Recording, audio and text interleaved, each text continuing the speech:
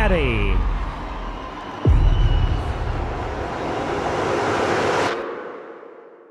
Oh, Texas, how about it for the California man? Texas, are you ready for this? How about a 225? So tell us a little bit about playing Catty from start to finish. So playing Catty came to me from Mark Lewis. He had him as a 2-year-old, and I got him into his 2-year-old year. And he's as good broke 2-year-old as I've ever had. He was easy to train. Everything's always been easy. And actually, the easier you are on him, the better he is. He tries harder, but he's just always been super easy.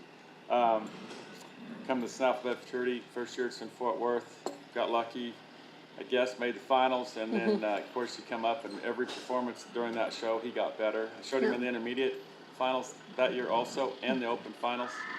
He won the Futurity.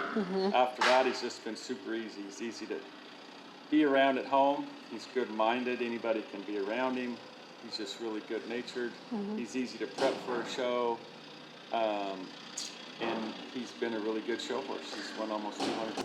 So tell us a little bit about some of the other shows you've done. You said he's made just about every open finals that you can make in the cow horse. He's made every finals. As far as a 3, 4, and 5-year-old, he Snaffle at Futurity, the Stallion Stakes, he's made the finals. The Derby, we were in top 10.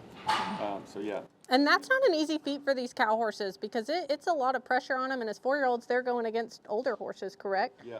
That is right. Yeah. 4-year-olds are competing against 5-year-olds. And then he was the national champion NRCHA Hackamore horse for I think 2018 or 19.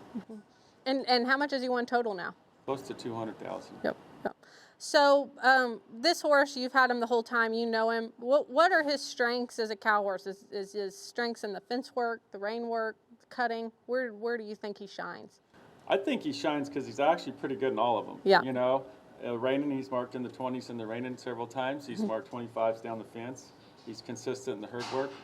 And I think what makes it easy on him, too, is that he's just easy to be around. So when you get to the show, he doesn't act like a lot of studs, hard to be around, and he focuses. So he doesn't really have a stronger event. I think he's good in all of them. He's good in all three. And as we've seen, the cow horse has really gotten so much tougher. They can't just shine in one event now and win. Really, they have to be great horses in all three. So it's taking a more... You want to say it's a more specialized horse because they have to be specialized in the cow horse, but it's taking a better horse than it ever has to win. You have to be very strong in every one. Yes. You could stumble. In the past, you could stumble in one and, sneak by in one and then have a great fence work and make it. You can't do that anymore. I mean, when you look at the scores to what it takes to make the finals, it's super tough. So you have to have one that's good all the way across. And it speaks a lot for that horse being a stud to have the consistency in all those events to consistently make finals. Like this horse wasn't a one-hit wonder that won the Snaffle bet and we never heard of him again. He has consistently been a winner and a finalist in multiple events. Yeah, that is right. And I think what it helps with that is the fact that he's just an easy horse to be around. I don't have to go over school him. I keep him in shape. We keep him doing what he always does and easy, and you don't have to overschool, and that's usually when you There's so much to be said for that for those studs, because some of those studs, you just have to ride them so much to keep them where you guys need them and keep them backed off, and it sounds like that's not what you have to do with this horse. Not at all. Yeah. He's always good-minded. He never has help from drugs or anything like that. He's just always consistent. Yeah. Goes in there, and he's just the way he is. Natural is his best way to be. So tell us a little bit about this horse's breeding. He's by Betty's a cat. Yeah, and he's out of Miss Plain, which is a Ward Ranch bred mare. And Russell Dilday was second on her at the World's Greatest Horseman. She was a cutter when she was 3 with Greg Ward. So, she has a lot of cow horse history, obviously being from the Ward Ranch. And then she was a cutter. She was a cow horse. And so I think that, and she's a big, strong mare, like you could run rope steers on her and stuff like that. So she's real well-versed. Yes, and once again, these studs that are making it as stallions have got to have those mares that were good horses. We can't just have them out of own daughters anymore. They've got to be out of significant mares, and it sounds like that mare was. Yeah. For sure. So you've steer-stopped on this horse preparing for the World's Greatest. We know he's not a rope horse. He's obviously a winner in the cow horse, but let's talk a little bit about the opportunity for somebody to go to some of the rope horse events down the road, too.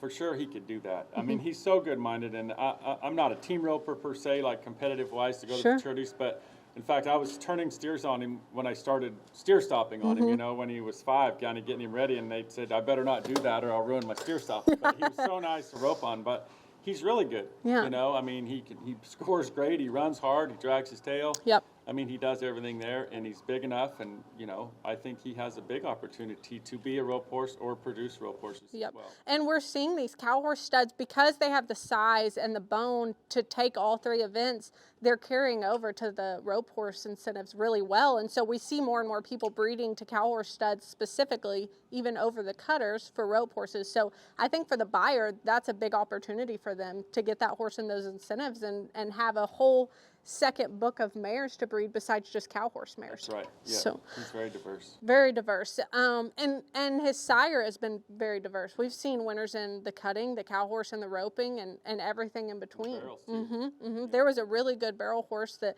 I think they could run, is a lot of it. And that is something that has served you guys in the cow horse. We've seen a lot of buddies of cats that can get down the fence. They can scoot. Well, they run easy, and that's what makes a good fence horse. That's what makes that's what makes good horses. Yes. But when horses can run and extend and run easy, they can gather, stop, and do whatever. That's the horses that have a hard time running and, you know, don't travel as well at high speeds. It's more difficult. Well, plain Catty truly is the whole package. You can do everything on him. He's very diverse. You can rope, you can cut, you can rein, go down the fence, and anybody can ride him. He's a true gentleman in the barn, and he'll be a great stallion someday.